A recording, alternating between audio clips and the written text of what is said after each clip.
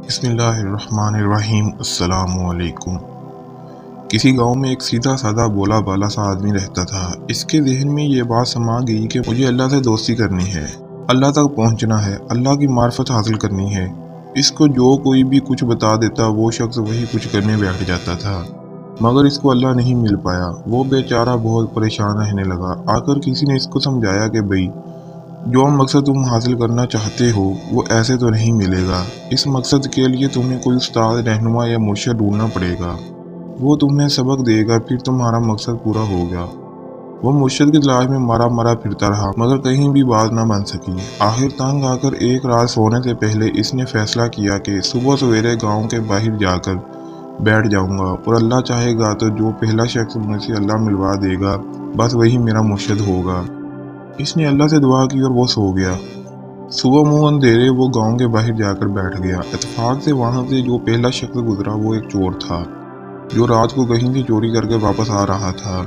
اس بولے آدمی نے اس چور کو پکڑ لیا اور مل گیا مرشد کے نعرے مارنے شروع کر دیے۔ چور بیچارہ بہت گھبرا گیا کہ کہیں پکڑا نہ جاؤں، کوئی پہچان نہ لے، اس مصیبت سے کیسے جان چھڑاؤں۔ بہت سمجھایا کہ بھئی میں کوئی مرشد نہیں ہوں، میری جان چھوڑو، مگر وہ شخص کہے کہ نہیں، آپ ہی میرے مرشد ہیں۔ میں نے تو رات کو اللہ سے دعا کی تھی کہ پہلا شخص میرا مرشد بھیجے گا، ہو ہی نہیں سکتا کہ آپ مرشد نہ ہوں۔ چور نے بہت منت سماجت کی کہ مجھے جانے دو بھائی، میرے پیری مریدی سے کوئی تعلق نہیں، لیکن وہ شخص بازد رہا کہ آپ تو بہت کامل مرشد ہیں، تبھی تو آپ اپنے آپ کو چھپا رہے ہیں۔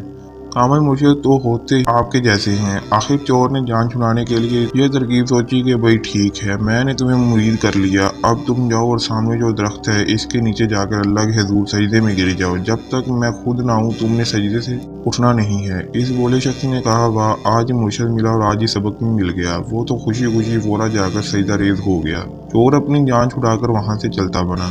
دن نکلا، گاؤں والے وہاں سے گزرے، اس شخص پر ہنسے، مگر وہ بدستور سجدے میں پڑا رہا۔ دوپہر ہو گئی، بچے آئے، اماں بلا رہی ہے، آ کر کھانا کھا لو۔ اس نے کہا، نہیں بھائی نہیں، مجھے تو مرشد کا حکم ہے، میں تو سجدے سے اٹھوں گا نہیں۔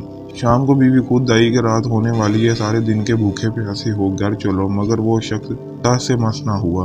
جگڑ لیا، منت سماجت کر لی کہ کچھ کھا لو، مگر اس کی سجدے میں پڑے پڑے ایک ہی گردان تھی کہ مرشد کا حکم ہے، میں تو اٹھوں گا ہی نہیں جب تک وہ خود نہ آئے۔ بیوی نے سوچا رات کو جب دماغ درست ہو جائے گا خود ہی گھر آ جائے گا، یہ سوچ کر گھر چلی گئی۔ رات گزری، صبح ہو گئی، مگر وہ شخص تھا کہ سجدے سے اٹھنا تو درکنا اپنی جگہ سے ہلا بھی نہیں۔ دوسرا دن بھی ایسے ہی گزر گیا ہے، یہاں تک کہ تیسرے دن سجدے کی حالت میں بھوکا پیاسا رہ کر اس کی حالت غیر ہو گئی۔ اس کی یہ حالت اور لگن دیکھ کر اللہ تعالیٰ کا دریائے رحمت جوش میں آ گیا۔ اللہ تعالیٰ نے حضرت خضر علیہ السلام کو حکم دیا کہ اس شخص کا سینہ میری معرفت کے نور سے بھر دو تاکہ یہ مجھ سے متعارف ہو جائے۔ حکم پا کر حضرت خضر علیہ السلام اس شخص کے پاس تشریف لائے اور کہا، چلو بھائی اٹھو۔ اس نے پوچھا، جی آپ کون؟ انہوں نے کہا، میں خضر، تمہارا کام ہو گیا، اٹھو، میں تمہیں معرفت کا علم عطا کروں تاکہ تم اللہ سے متعارف ہو جاؤ۔ اس نے سجدے میں پڑے پڑے کہا، واہ، میرے مرشد نے آپ کو بھیج دیا تو آپ آ گئے میرے پاس، ورنہ اتنے عرصے سے میں پریشان تھا تو آپ کو خیال بھی نہیں آیا میرا مرشد ہو تو ایسا۔ جی آپ جائیے، مجھے آپ سے کچھ نہیں لینا، مجھے تو میرے مرشد ہی دیں گے، تو صرف ان سے ہی لوں گا۔